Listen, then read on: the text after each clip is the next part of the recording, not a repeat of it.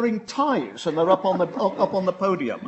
Well, I'm a philosopher, for God's sake. I don't count. But I mean, the point is, they find people like this deeply threatening. And I mean, particularly somebody who works on genes. You've heard that next year it's going to be stem cell. Well, what sort of implications does this sort of work have for humans and human nature, and where are we all going to end up? And as I say, I see many Americans deeply, deeply threatened and frightened by the kind of work that these people, not so much that they do, but that they represent. Let me just add, lest there be any confusion about terminology here, this might be unnecessary.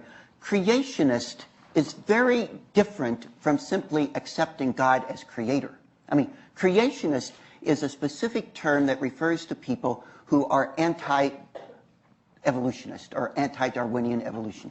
One can totally believe in God as the primary cause, the maintainer, the goal of all creation, as the creator, and yet not be a creationist in that more narrow sense. Those are two very different things.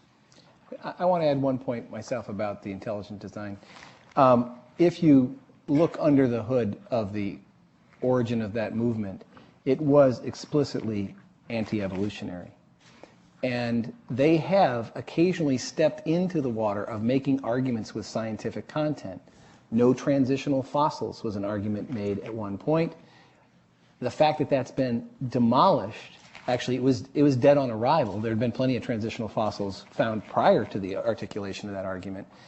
The fact that the scientific community has responded by saying this is an incorrect argument flies completely past them. They are not engaged in the process of refining and changing their thinking based on evidence. They have simply made assertions, and they continue, as I think Dr. Kingsley pointed out today, they continue to repeat these assertions in light of the evidence. There's transitional fossils all over the place. They've also occasionally put their toes in the water of genetics, and they've articulated positions that are absolutely inconsistent with what we know about a century of genetics. Doesn't matter about the bigger evolutionary picture. Their genetic arguments simply don't work. They're stillborn. And so they're trying to wrap some kind of scientific credibility around this notion, but whenever they put scientific content into their argument or their literature, it's been an utter failure. And when those critiques have appeared from the scientific community pointing out all of their errors, they are deaf to them. And that's why, speaking of my own opinion, but I think it represents a fair number of scientists, they have no credibility in the scientific community. They are not engaged in the same process that we are of putting ideas forth, having them shot to pieces, and rebuilding them from those fragments. They are just deaf, dumb, and blind when it comes to engagement with the scientific community. The point is, it's not a question they're bad scientists, it's that they're non-scientists. This is, I think, is a very important issue, because it's not that these are scientists who are not doing good scientific work. These are people who are not doing science. That's it. Do you think that in our lifetime we will witness a jump in evolution, either in humans or in some type of creature? And if so, how do you think the religious world will react to that? That's for you guys. Is that us? Do you want me to do this one first? Okay. So I'm going to take that. That's a nice open question. A jump in evolution. Remember, evolution is not necessarily progressive. So you are witnessing a jump in evolution. You're witnessing a major extinction underway right now. That's what I wanted to comment on at the end. And so what you're likely to see in another century is a lot less than what was here this century, and a lot less than what was here 100 and 200 years ago.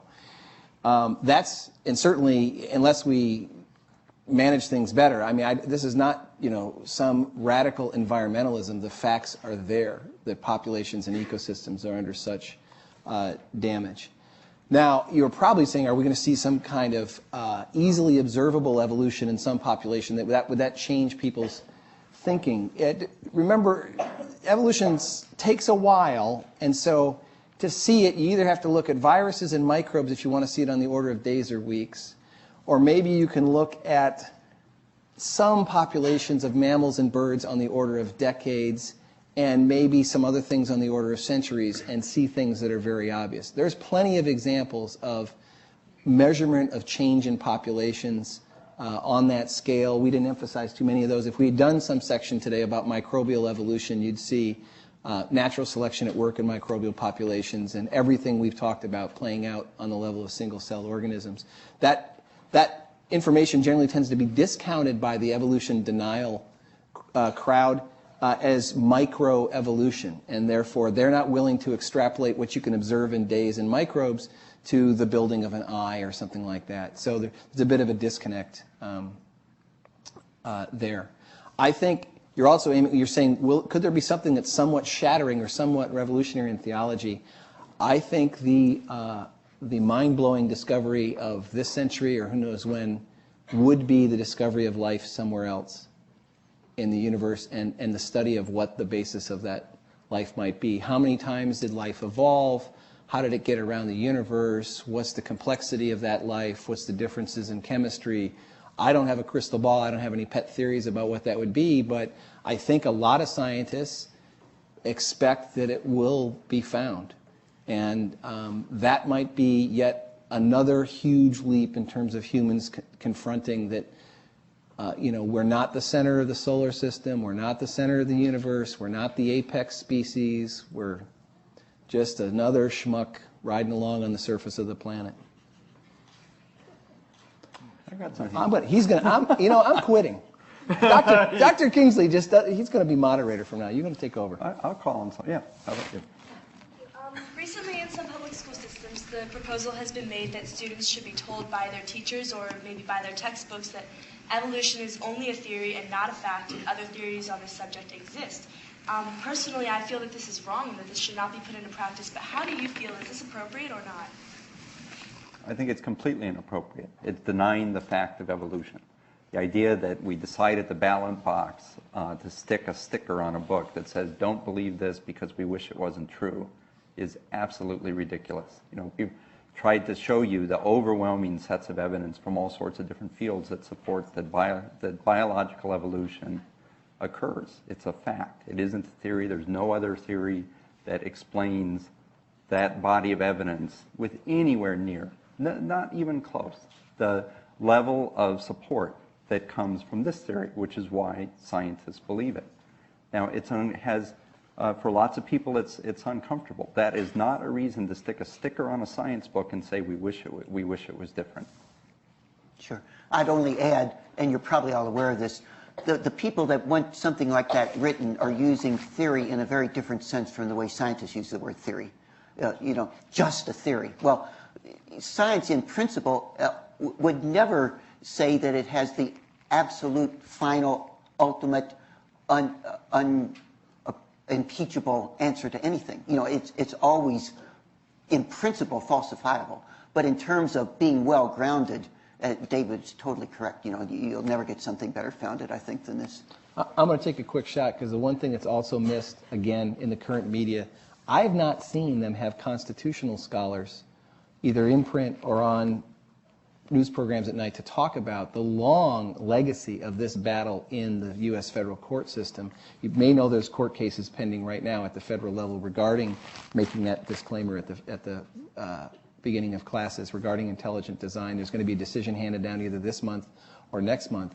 But there's a long history of case law where stickers were banned. This is in February out of Georgia, where the teaching of so-called creation science, which was an incarnation before this, there's a long stretch of case law that I'm hoping is going to be upheld. Of course, we have some concerns about changes in the judiciary these days, but there's a tremendous amount of case law that supports that anything with religious content cannot be introduced in the public schools because of the Establishment Clause of the Constitution. So this is not just a scientific matter, it's a legal matter. So we'll see how that plays out. There's many theories as the theory of evolution, whereas